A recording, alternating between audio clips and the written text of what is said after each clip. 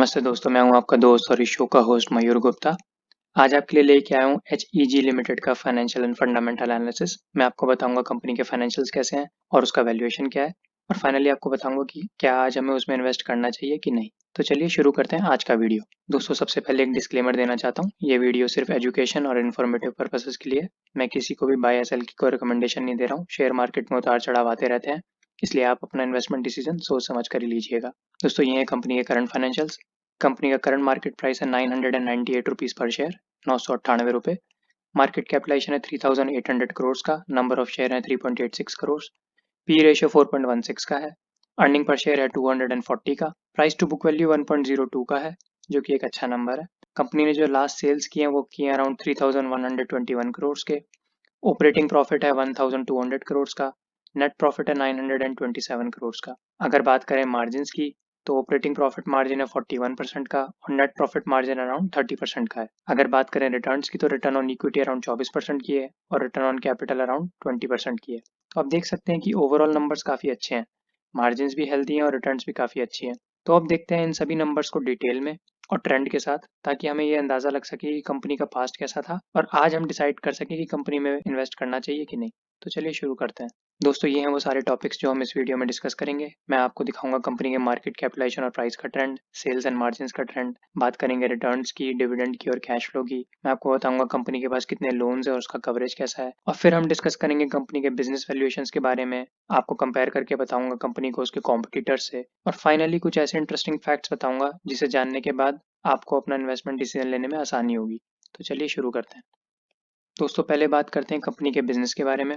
HEG limited graphite electrodes बनाती है, और ये ग्रेफाइट इलेक्ट्रोड्स स्टील के प्रोडक्शन में काम आते हैं। स्टील बनाने के दो मेथड हैं। पहला है ब्लास्ट फर्नेस मेथड, दूसरा है ईएएफ मेथड, जिसको इलेक्ट्रिक आर्क फर्नेस भी बोलते हैं। ब्लास्ट फर्नेस से पोल्यूशन होता है, इसलिए बहुत सारी कंट्रीज उसको अवॉइड करती हैं, और ईएएफ मेथड पोल्यूशन फ्री है, ये इको फ्रेंडली है, इस वजह से बहुत सारी कंट्रीज इसको बढ़ावा देती हैं। एचईजी लिमिटेड जो ग्रेफाइट इलेक्ट्रोड्स बनाती है वो ईएएफ मेथड में यूज होता है, जो कि आजकल अभी पिछले 2 से 3 साल में डिमांड में है। अगर मैं बात करूं इनके प्लांट की, एचईजी लिमिटेड सिंगल साइट पे ग्रेफाइट इलेक्ट्रोड बनाने के लिए दुनिया का सबसे बड़ा प्लांट है, और ये वर्ल्ड का third largest graphite electrode producer है। ग्रेफाइट इलेक्ट्रोड को जीई भी बोलते हैं, तो आगे अगर आप देखेंगे जीई कहीं पर लिखा हुआ तो दैट मीन्स ग्रेफाइट इलेक्ट्रोड। अब बात करते हैं इनकी कैपेसिटी की। इनकी कैपेसिटी 80,000 टन पर एनम की है, और 2018-19 में इन्होंने अपनी कैपेसिटी का 90% यूटिलाइज कर लिया था। बात करें रेवेन्यूज की, तो 6,582 करोड़ के रेवेन्यू इन्होंने किए थे 2018-19 में। आप एक और चार्ट देख सकते हैं अपनी स्क्रीन पे। ये वर्ल्ड मैप पे बताया गया है कि वर्ल्ड में स्टील का डिमांड कैसा रहने वाला है। तो आप देख सकते हैं 2020 में जो ग्रोथ है एक्सपेक्टेड वो 1% की है। और याद रखिएगा, ये जो ग्रोथ है ये जब कैलकुलेट की गई थी तो कोरोना वायरस नहीं आया था। तो इसका मतलब मैं आपको आने वाले स्लाइड्स में बताऊंगा कि अभी फर्दर इसका आउटलुक कैसा है।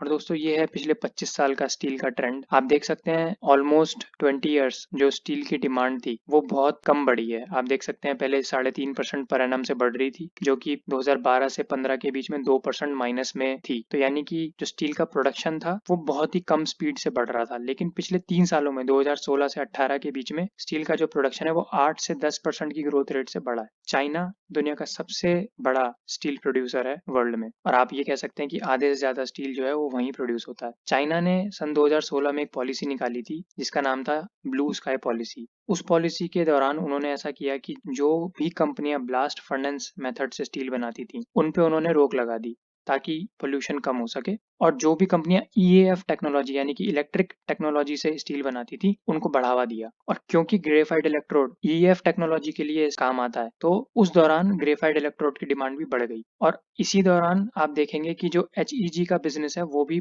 बहुत तेजी से बढ़ा था, क्योंकि चाइना ने उस दौरान जो भी ग्रेफाइट इलेक्ट्रोड बनाए वो उसके अपने ही देश में यूज हो गए, तो उन्होंने उस दौरान अपने एक्सपोर्ट्स को बहुत कम कर दिया था, जिसकी वजह से एचईजी का जो इंडिया में मार्केट शेयर है और वर्ल्ड में मार्केट शेयर है वो बढ़ गया था। लेकिन चाइना ने 2016 में ये बोला था कि आने वाले 3 से 4 सालों में हम अपना ग्रेफाइट इलेक्ट्रोड का जो प्रोडक्शन है वो 3 टाइम्स कर देंगे फ्रॉम द एग्जिस्टिंग नंबर। तो यानी कि अगर मान लीजिए 6% फैक्ट्री ऐसी हैं जो ग्रेफाइट इलेक्ट्रोड बनाती है चाइना में, तो by 2020 we will make it 20% of the total factories. यानी कि 3 टाइम्स ग्रोथ हो गई उन फैक्ट्रीज में जो ग्रेफाइट इलेक्ट्रोड बनाती है।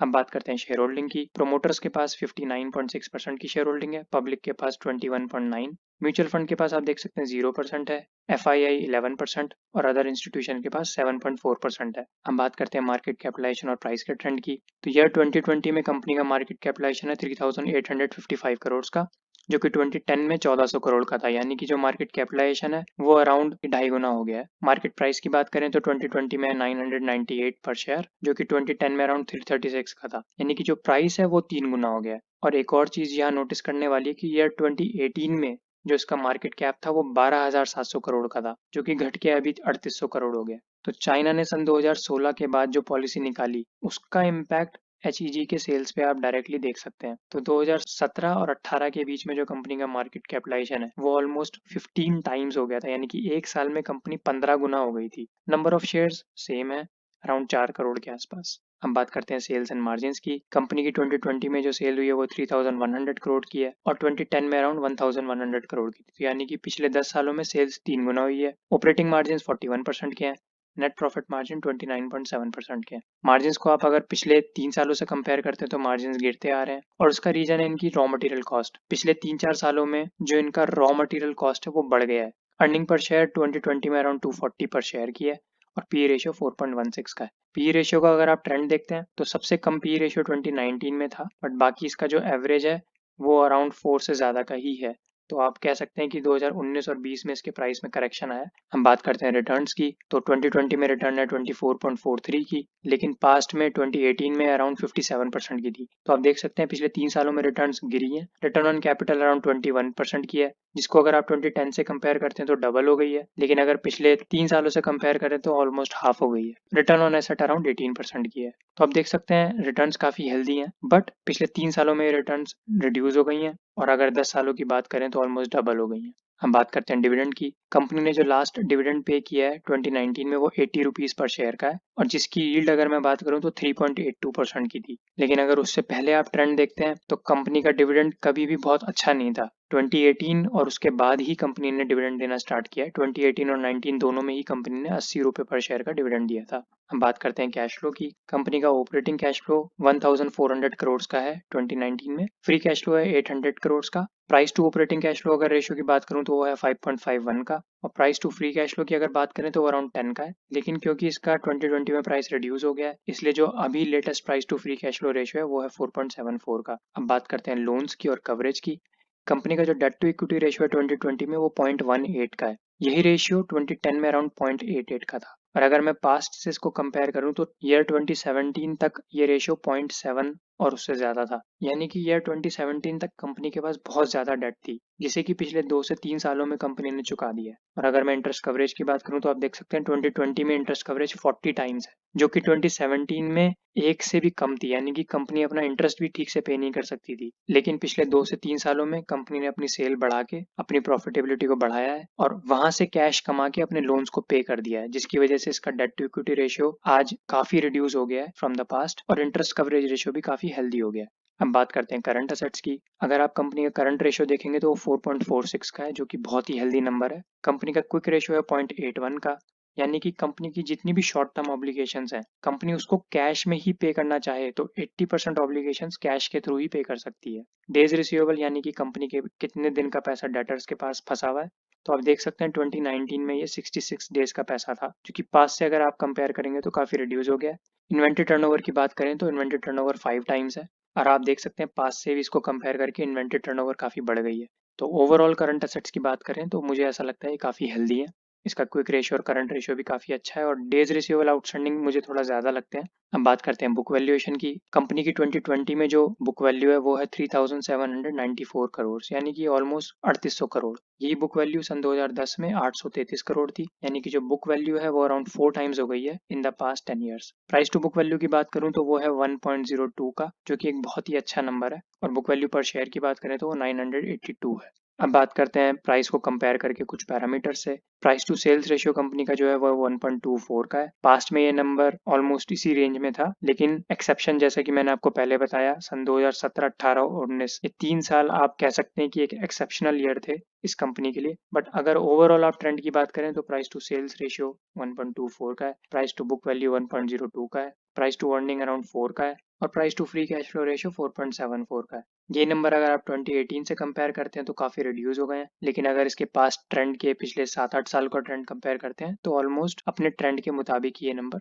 नजर आते हैं। दोस्तों अब बात करते हैं कंपनी के कॉमन साइज P&L की। तो सबसे पहले तो ये समझते हैं कॉमन साइज P&L क्या होता है।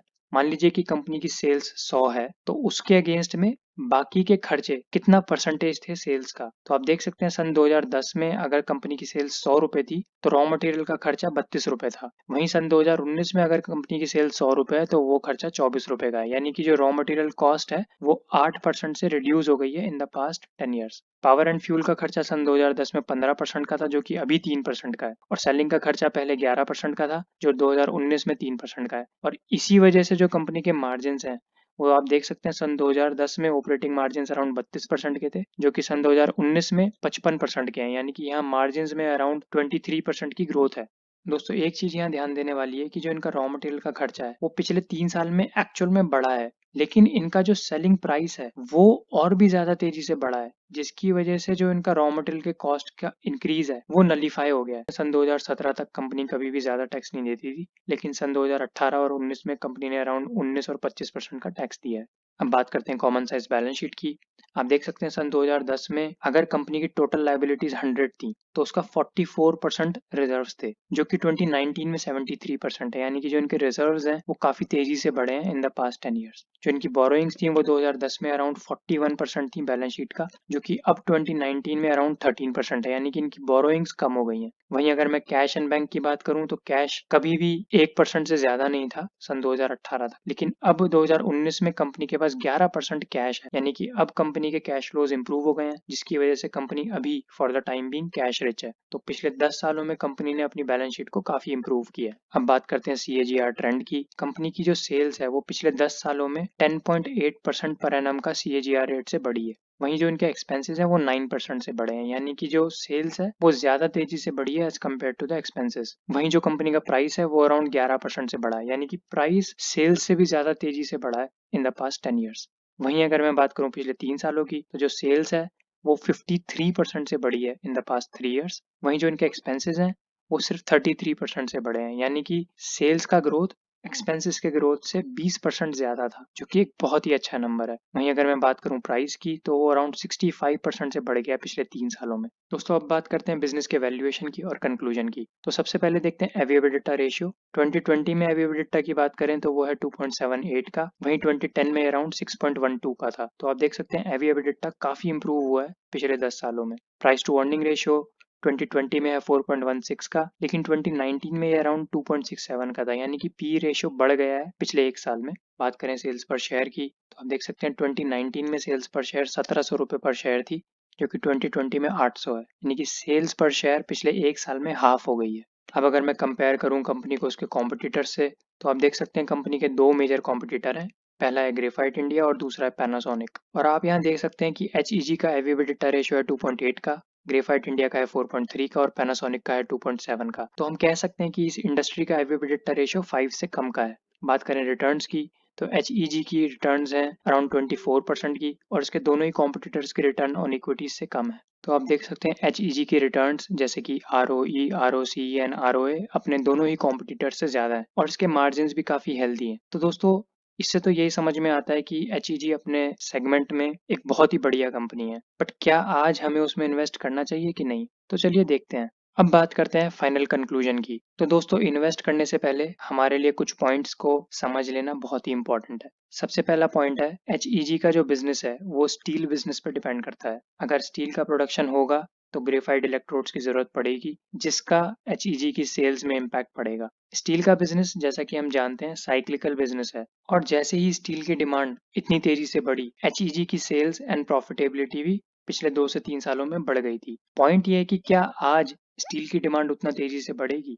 दोस्तों स्टील का सबसे ज्यादा जो यूज होता है वो होता है ऑटोमोबाइल इंडस्ट्री में और रियल एस्टेट में, लेकिन कोविड-19 के आ जाने से आज ऑटोमोबाइल और रियल एस्टेट का बिजनेस दोनों ही ठप पड़ा है। आज कोई भी रियल एस्टेट और ऑटोमोबाइल्स नहीं खरीद रहा है, और ज्यादातर लोग अभी नए प्रोजेक्ट्स नहीं लगा रहे हैं, जिसकी वजह से 2020 और 2021 में जो स्टील की डिमांड है वो काफी कम होने वाली है, जिसका कि HEG के बिजनेस पे डायरेक्ट इम्पैक्ट पड़ेगा। दूसरा पॉइंट है इनके रॉ मटेरियल का कॉस्ट। इनका रॉ मटेरियल ज़्यादातर क्रूड ऑयल और उससे रिलेटेड चीज़ों पर डिपेंड करता है। हालांकि पिछले 3-4 महीनों में क्रूड ऑयल का प्राइस घटा है, जिसकी वजह से इनको इनके रॉ मटेरियल के प्राइस में कुछ रिलीफ मिलना चाहिए। लेकिन इनका जो मेन रॉ मटेरियल है नीडल कोक, वो लिथियम आयन बैटरीज में भी यूज़ किया जाता है और ये बहुत ही लिमिटेड सप्लाई में होता है। ये बहुत ज़्यादा अवेलेबल नहीं है, जिसकी वजह से नीडल कोक का प्राइस लगातार बढ़ता जा रहा है। ये प्राइस आने वाले समय में बढ़ेगा ही बढ़ेगा, क्योंकि जैसे ही आपको बैटरी की डिमांड होगी, नीडल कोक की डिमांड बढ़ जाएगी, जिसकी वजह से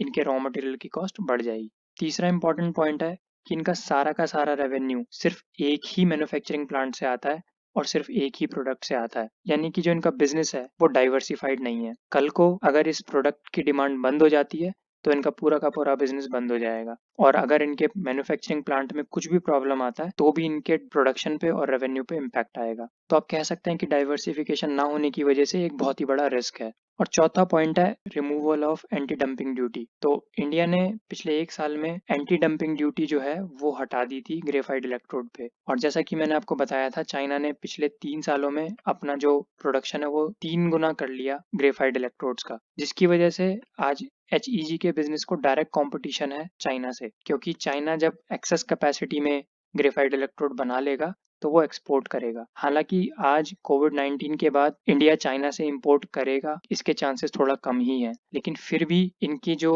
प्राइस है उस पे एक प्रेशर बना रहेगा, क्योंकि हो सकता है बहुत सारी कंपनीज किसी और तरीके से चाइनीज प्रोडक्ट्स को खरीदें, जिसका कि इनके मार्जिन्स पे एडवर्स इम्पैक्ट पड़ सकता है। तो दोस्तों, इन्हीं सब पॉइंट्स की वजह से मुझे इनका बिजनेस थोड़ा रिस्की लगता है, और साथ ही साथ मुझे इसके वैल्यूएशन भी आज थोड़े एक्सपेंसिव लगते हैं। मुझे लगता है कि इसके प्राइस में अभी थोड़ा और रिडक्शन आना चाहिए, इसलिए आज मैं इसमें इन्वेस्ट नहीं करूंगा और इसे सिर्फ अपनी वॉच लिस्ट में रखूंगा। तो दोस्तों, आज के लिए इतना ही, और अगर आपको मेरा वीडियो पसंद आया हो तो प्लीज़ इसे लाइक कीजिए, मेरे चैनल को सब्सक्राइब कीजिए, ताकि मैं आपके लिए इसी तरह के वीडियो और भी ज़्यादा लेकर आ सकूं। Thank you for watching. Thanks a lot.